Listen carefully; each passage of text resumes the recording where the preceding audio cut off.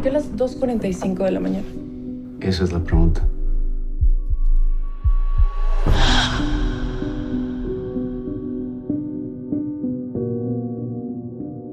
La casa viene totalmente amueblada, pero si no quieren los muebles, lo podemos negociar. Homero, primero que nada, gracias por este espacio, felicidades, la verdad es que tu trabajo es excepcional y bueno, reunir a un cast como el que tienes, ¿no? En Los Habitantes definitivamente es un orgullo. Entonces, de entrada, platícame cómo fue, pues sí, cocinando todo esto hasta llegar a lo que vemos el día de hoy.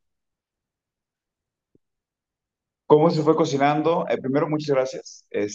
Y cómo se fue cocinando, pues básicamente yo conseguí primero el productor y después escribí el guión.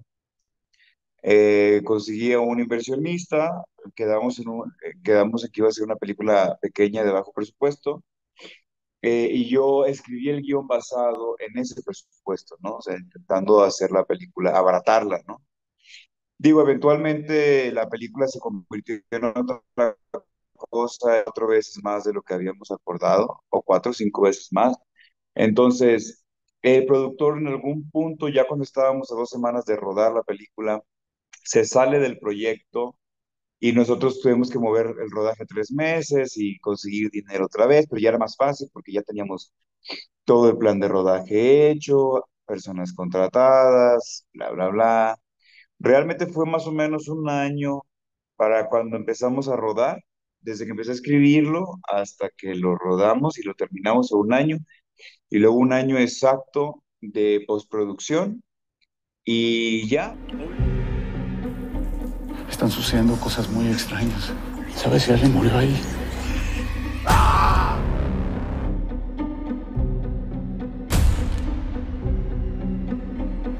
Hay algo que no te he dicho. Obviamente yo sé, Homero, que tú eres fan, ¿no? Del terror, del suspenso. ¿Cómo es escribir un guión, ¿no? Y darle justo esa intención a través de la historia, contando, ¿no? Que puede crear ese suspenso. Primero, bueno, en mi caso, por ejemplo, pues cada escritor es distinto, ¿no?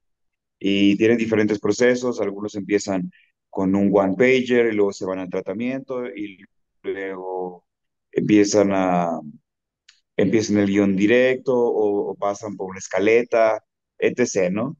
En mi caso, la manera en la que yo pienso es estructura primero, independientemente si va a haber o no va a haber tratamiento, porque no todos los guiones los hago con tratamiento, pero todos llevan escaleta, entonces son distintos. Cada guión es individual y cada escritor es individual, ¿verdad? Pero en mi caso, yo te digo, empiezo por estructurar la película y decir, ok, ¿qué es lo que quiere el personaje? ¿En qué momento va a tener su primer encuentro con lo paranormal?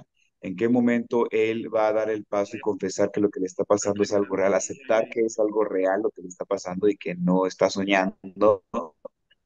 ¿En qué momento aparece el personaje de Angélica Aragón, por ejemplo? O sea, yo tenía que seleccionar, decía, bueno, eh, Angélica debe de estar en algún punto donde la película necesite una transición, o que la película necesite un cambio. Yo había, yo mientras lo estaba escribiendo, decidí en algún momento que quería hacer una película bigénero y decir, ¿sabes qué? Vamos a hacer mitad película de terror, mitad película thriller. Entonces, una vez tomada esa decisión, dije, ¿qué va a ser el parteaguas? ¿Qué es lo que va a detonar el cambio de género? ¿O en qué momento vamos a empezar a transicionar hacia el thriller?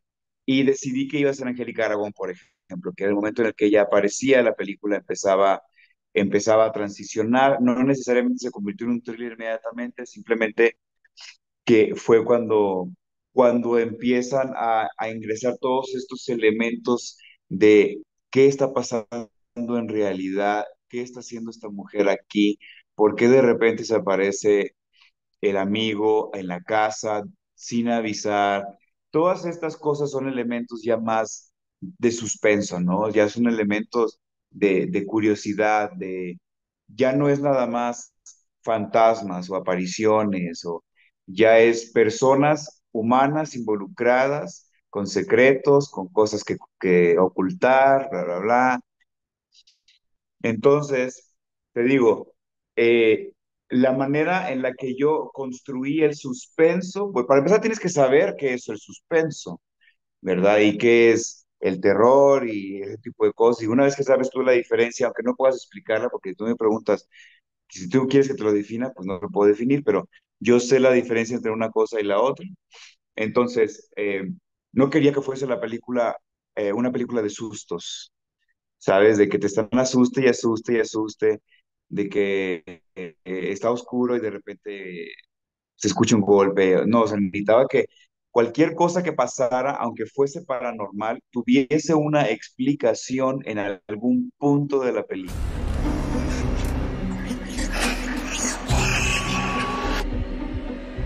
¿Quién eres tú? Mamá, ¿qué haces aquí? ¿Cómo fue la conformación de este elenco, no? Estefanía Hinojosa, Angélica Aragón, ¿cómo fue la elección de cada uno de ellos? Y sobre todo porque pues es tu película, ¿sabes? Tú la escribiste, tú la diriges, platícame.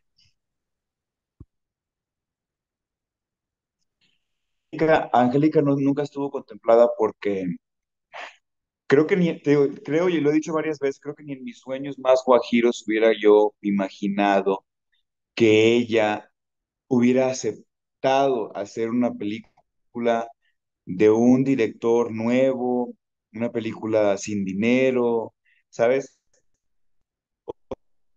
¿Qué me voy a considerar a una estrella así de grande para una película tan pequeña? O sea, realmente, si algo, si realmente creo que fuimos muy afortunados a la hora en la que ella aceptó el papel sin pedirnos dinero en el sentido de, claro, le pagamos, ¿verdad? Pero me refiero a, no fue como, ¿cuánto me van a pagar? No, él me dijo, estoy dentro, me encanta el guión. O sea, ni siquiera nos preguntó cuánto, ¿verdad? Y eso es lo que yo admiro mucho de ella. Quiere decir que ella ama lo que hace y ama su trabajo y ella vio una oportunidad de desarrollar un personaje que a ella le gustaba porque dice que le encantó el personaje. Entonces a ella la realizó por parte de la productora, de Patricia Bueno. Ella la contactó, le mandó el guión, se lo mandamos por correo para que lo leyera, etcétera. En el caso de Jorge, pues a Jorge yo le ofrecí el papel directamente. Éramos roomies en Los Ángeles. En algún punto yo le dije que tenía planeado tal vez regresar a México a hacer cine. Él se regresó a México. Y luego le dije, ¿sabes que voy para México? Voy a hacer una película, te mando el guión, ¿qué te parece si lo platicamos? Pero eso fue, o sea, un año después, yo creo, no sé, mucho tiempo después. Luego ella, lo, ella lo- perdón, él lo leyó, le gustó, me marcó y dijo que estaba adentro también. Luego a Estefanía yo había trabajado con ella años antes. Creo que el primer cortometraje en el que ella apareció fue el mío, que fue hace como 13 14 años, yo creo, en Monterrey. Yo también estábamos chiquitos, ¿no? Yo tenía como unos 21 años, yo creo, y ella también, y hicimos ese corto juntos, y ya como que ya no volvimos a trabajar porque pues ella siguió su camino y se vino a la Ciudad de México a perseguir, a hacer carrera como actriz, y ya no nos frecuentamos, y que dio la casualidad que estando yo en Monterrey haciendo casting, porque yo necesitaba tener actrices y actores regios, porque este Jorge es de Hermosillo. Angélica, no me acuerdo dónde es, pero no es regia.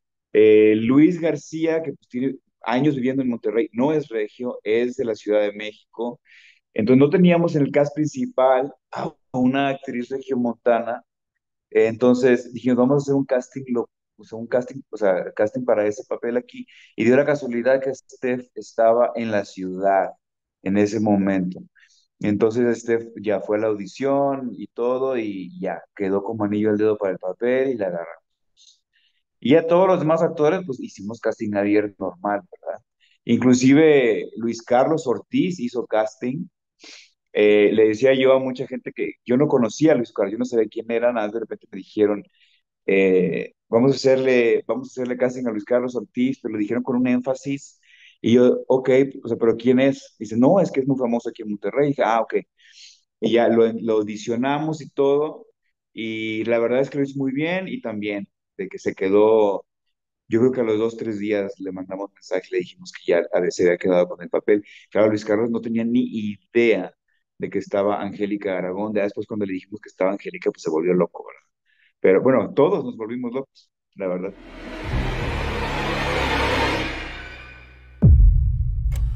¿Qué pasa? Este lugar está maldito. Creo yo que el cine de terror está evolucionando en este país, está ganando mucho terreno. Estamos haciéndole la competencia a la comedia romántica. La verdad es que no tengo nada en contra de la comedia romántica, pero es demasiada comedia romántica. Llega un punto en el que es todo lo que hay en la cartelera nacional y la gente, me lo dicen todo el tiempo, me dicen, ¿sabes cómo te agradezco que hayas hecho algo fuera de la Ciudad de México, que hayas hecho algo que no es una comedia, con las mismas estrellas de siempre? Dice, realmente mucha gente está agradecida por eso. Entonces, si quieren ver algo diferente, si quieren ver algo, yo creo que con una factura un poco más internacional, y no me refiero a dinero, me refiero a la manera en la que está construida esta historia, es mucho más universal. Tan universal es que no sale ni el Cerro de la Silla en la película. O sea, básicamente era un asunto de que la película está hecha en una ciudad que podría estar en cualquier parte del Su mundo. pena. ¿La ves? ¿Dónde?